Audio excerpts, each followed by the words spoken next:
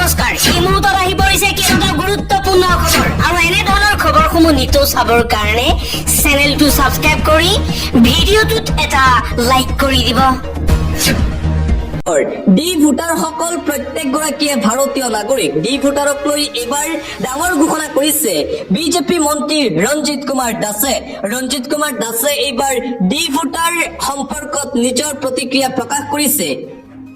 যিসকল D voter থকা লোক আছে তেওঁলোক প্ৰত্যেকগৰাকী ভাৰতীয় নাগৰিক বুলি মন্তব্য ৰঞ্জিত কুমাৰ দাসৰ।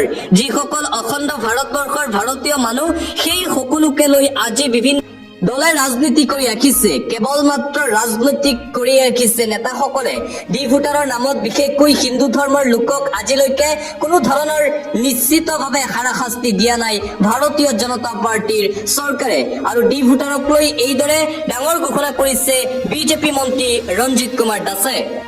আন এটা পলিটিকেল ব্ৰেকিং নিউজ, বিটিচি নিৰ্বাচনৰ বাবে এইবাৰ তৎপৰ হৈ পৰিছে AIUDF। বিটিচি নিৰ্বাচনৰ বাবে সম্পূৰ্ণৰূপে সাজু AIUDF। ঘোষণা কৰা হৈছে প্ৰাৰ্থীৰ তালিকা। 8টাকৈ সমষ্টিত প্ৰাৰ্থী ঘোষণা মৌলানা বদৰুদ্দিন আজমলৰ AIUDF দলৰ। পৰ্বতজোৰাত দিলীপ গয়াৰী, গুমাত খলিলুৰ ৰহমানক প্ৰাৰ্থিত্ব দিছে UDF-এ। কচুৱাগাঁৱত কিৰণ কুমাৰ ব্ৰহ্ম, ফকীৰগ্ৰামত আনোৱাৰ হুছেইন, দতমাত প্ৰাণেন্দ্ৰ মুছাখাৰী, ধুৰিবাৰীত আব্দুছ ছালামক প্ৰাৰ্থিত্ব দিছে। মথনগুৰিত কুৰপন আলী, মদৈবাৰীত ৱাছিম আকৰাম ছিদ্দিকী। বিটিচি নিৰ্বাচনৰ বাবে AIUDF-ৰ প্ৰাৰ্থীৰ তালিকা ঘোষণা কৰা হৈছে। আন এটা গুৰুত্বপূৰ্ণ খবৰ, ভাৰতক ভাল পোৱা মুছলমান আমাৰ লগত। বৰাকত থাকি বাংলাদেশী ৰেডিঅ' শুনিলে নহ'ব। ভাৰতত থাকি বাংলাদেশক ভাল পালে নহ'ব মুছলমানে। ভাৰতক ভাল পোৱা মুছলমান সদায় আমাৰ লগত। ভাৰতক নিজৰ বুলি ভবা মুছলমান আমাৰ লগত আছে। তেওঁলোক প্ৰকৃত ভাৰতীয়। ভাৰতত থাকিলে ভাৰতৰ সংস্কৃতি ভাল পাব লাগিব মুছলমানে। ভাৰতৰ সংস্কৃতি, ভাৰতৰ আইন মানিব লাগিব ভাৰতীয় মুছলমানে। বৰাকত থাকি বাংলাদেশৰ ৰেডিঅ' শুনিলে নহ'ব মুছলমানে।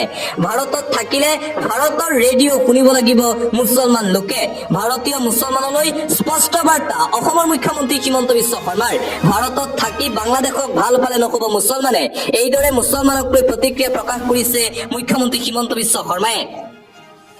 এটা জৰুৰী খবৰ, ধপাত গুটখাজাতীয় সামগ্ৰীক লৈ আহি গ'ল কঠোৰ নিষেধাজ্ঞা।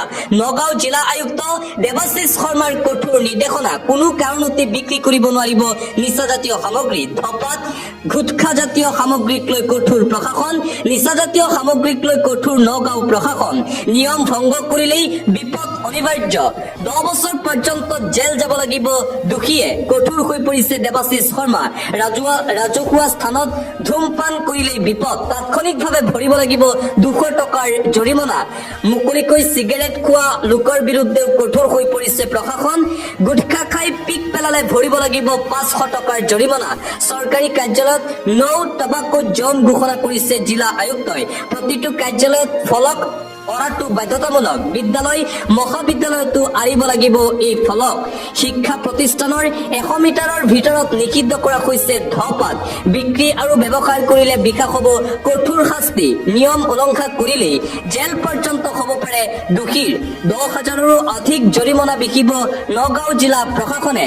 আৰু কঠোৰ হৈ পৰিছে নগাঁও জিলা আয়ুক্ত দেৱাশিষ শৰ্মাই। আজিৰে পৰা প্ৰযোজ্য হ'ব এই বিশেষ নিৰ্দেশনা। নগাঁও প্ৰশাসনে জাৰি কৰিলে 2খনকৈ জাননী। এটা শোকাবহ খবৰ, নামনিত ভয়ংকৰ ঘটনা। নামনিত বতৰে লৈছে ভয়ংকৰ ৰূপ। বজ্ৰপৰি থিতাতে নিহত এজন। নামনি অসমত এই ভয়ংকৰ ঘটনা। গুৰুতৰভাৱে আহত হৈছে আন 3জনকৈ লোক। নিহত ব্যক্তিজন 47 বছৰীয়া মংগল ৰায় বুলি জানিব পৰা গৈছে। নিজৰ বাসগৃহতেই মৃত্যুবৰণ কৰে লোকজনে। আহত আটাইকে বকো প্ৰাথমিক চিকিৎসালয়ত ভৰ্তি কৰোৱা হৈছে। বকুৰ গোহালকোণাত সংঘটিত হৈছে এই মৰ্মান্তিক ঘটনা। আহত ব্যক্তিকেইজন আছিল শ্ৰমিক। আৰু নামনি অসমত এই ভয়ংকৰ ঘটনা। সীমান্তৱৰ্তী অঞ্চলত হোৱা ঘটনাক লৈ শোকৰ ছাঁ। পুৱাৰে পৰা নামনি অসমৰ বিভিন্ন অঞ্চলত বতৰৰ কালৰূপ দেখিবলৈ পোৱা গৈছিল। অন্য এটা খবৰ, পুনৰ গৰজি উঠিল আৰক্ষীৰ বন্দুক। পুনৰ আৰক্ষীৰ বন্দুক গৰজি উঠিল। কঠোৰ হৈ পৰিছে আৰক্ষী। এবাৰ চোৰাং চিকাৰীক লক্ষ্য কৰি আৰক্ষীৰ গুলী চালনা। অসম আৰক্ষীৰ সৈতে যুটীয়া অভিযানত নামিল দিল্লীৰ পৰা অহা এটা বিশেষ আৰক্ষীৰ দল। ডিব্ৰু চৌখোৱা ৰাষ্ট্ৰীয় উদ্যানত বন্যপ্ৰাণীৰ চোৰাং ব্যৱসায়ৰ ভয়ংকৰ তথ্য। অসম আৰক্ষীৰ সৈতে দিল্লীৰ বন্যপ্ৰাণী অপৰাধ নিয়ন্ত্ৰণ দূৰে চলাইছিল অভিযান। দুই ৰাজ্যই চলোৱা যুটীয়া অভিযানত ভয়ংকৰ তথ্য পোহৰলৈ আহে। আৰক্ষীৰ জালত বন্যপ্ৰাণীৰ অংগৰ বেহা চলোৱা এটা সন্দেহযুক্ত সৰবৰাহকাৰী। চাবুৱা আৰক্ষীয়ে যুটীয়া অভিযানত চলাই আটক কৰে সৰবৰাহকাৰীটোক। International breaking news. আমেৰিকাৰ ভয় নে ভাবুকি? ভাৰতৰ সৈতে ব্যৱসায় বন্ধ কৰিবনে আমেৰিকা যুক্তৰাষ্ট্ৰৰ ৰাষ্ট্ৰপতি ডনাল্ড ট্ৰাম্পে? মোদী পুটিনৰ বৈঠকৰ পাছতেই ট্ৰাম্পৰ নতুন টুইট। পুটিনৰ সৈতে হাত মিলোৱাৰ পাছত শংকিত নেকি ডনাল্ড ট্ৰাম্প? অতিৰিক্ত শুল্ক আৰোপ কৰাক লৈ স্থিতি স্পষ্ট কৰিছে ট্ৰাম্পে। ভাৰতৰ সৈতে ব্যৱসায় বন্ধ কৰাৰ ইংগিত ডনাল্ড ট্ৰাম্পৰ। বিশ্বৰ ভিতৰত সৰ্বাধিক শুল্ক আৰোপ কৰে ভাৰতে। সেয়েহে আমেৰিকাই ভাৰতৰে কৰে কম ব্যৱসায়। সৰ্বাধিক শুল্ক আৰোপৰ অভিযোগ তুলি দাবী ডনাল্ড ট্ৰাম্পৰ। ভাৰতত ব্যৱসায় কৰাৰ অসুবিধা হয় আমেৰিকাৰ কোম্পানীৰ। আমেৰিকাৰ পৰা অতি কম সংখ্যক সামগ্ৰীহে ক্ৰয় কৰে ভাৰতে। বিপৰীতে ভাৰততহে আমেৰিকাত অধিক সামগ্ৰী ক্ৰয় কৰে। এতিয়া ভাৰতে শুল্ক হ্ৰাসৰ দিয়া প্ৰস্তাৱ মানি ললে ভাৰতে বহু বছৰ পূৰ্বে কৰিব লাগিছিল এই কাম। মোদী পুটিনৰ বৈঠকৰ পাছতে মন্তব্য ডনাল্ড ট্ৰাম্পৰ। এটা উদ্বেগজনক খবৰ। বাংলাদেশীৰ জামাত ই ইছলামীৰ সৈতে সম্পৰ্ক। জেললৈ প্ৰেৰণ কৰা হৈছে শিক্ষকক। বাংলাদেশৰ জামাত ই ইছলামীৰ সৈতে সম্পৰ্ক অসমৰ শিক্ষকৰ। জেললৈ প্ৰেৰণ শিক্ষক হজৰত আলী ওৰফে হজৰত মাষ্টৰক। দীৰ্ঘদিন ধৰি জামাত ই ইছলামীৰ সৈতে চলাই আহিছিল সম্পৰ্ক। কোকৰাঝাৰৰ কাজিগাঁৱৰ পৰা গ্ৰেপ্তাৰ কৰিছিল শিক্ষক হজৰত আলীক। লক্ষীমাৰী ME স্কুলৰ সহ শিক্ষক হজৰত আলী। পূৰ্বতে একে অভিযোগত একেখন বিদ্যালয়ৰ শিক্ষক শ্বাহ আলম চৰকাৰক যোৱা 26 আগষ্টত গ্ৰেপ্তাৰ কৰিছিল অসম আৰক্ষীয়ে।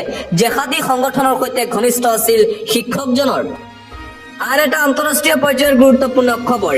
ভয়ংকৰ ভূমিকম্পৰ পিছত আফগানিস্তানত এতিয়া হাহাকাৰ পৰিস্থিতি। অবৰ্ণনীয় পৰিৱেশ দেখিবলৈ পোৱা গৈছে আফগানিস্তানত। ভয়াৱহ ভূমিকম্পৰ পিছতে আফগানিস্তানত অবৰ্ণনীয় পৰিস্থিতি। যুদ্ধকালীন গতিত চলিছে উদ্ধাৰ অভিযান আফগানিস্তানত। এই পৰ্যন্ত ভয়ংকৰ ভূমিকম্পত 8ৰো অধিক লোক নিহত হোৱাৰ খবৰ। ধ্বংসস্তূপৰ পৰা ওলাইছে ইটোৰ পিছত সিটো মৃতদেহ। 25শৰো অধিক লোক আহত এই বিধ্বংসী ভূমিকম্পত।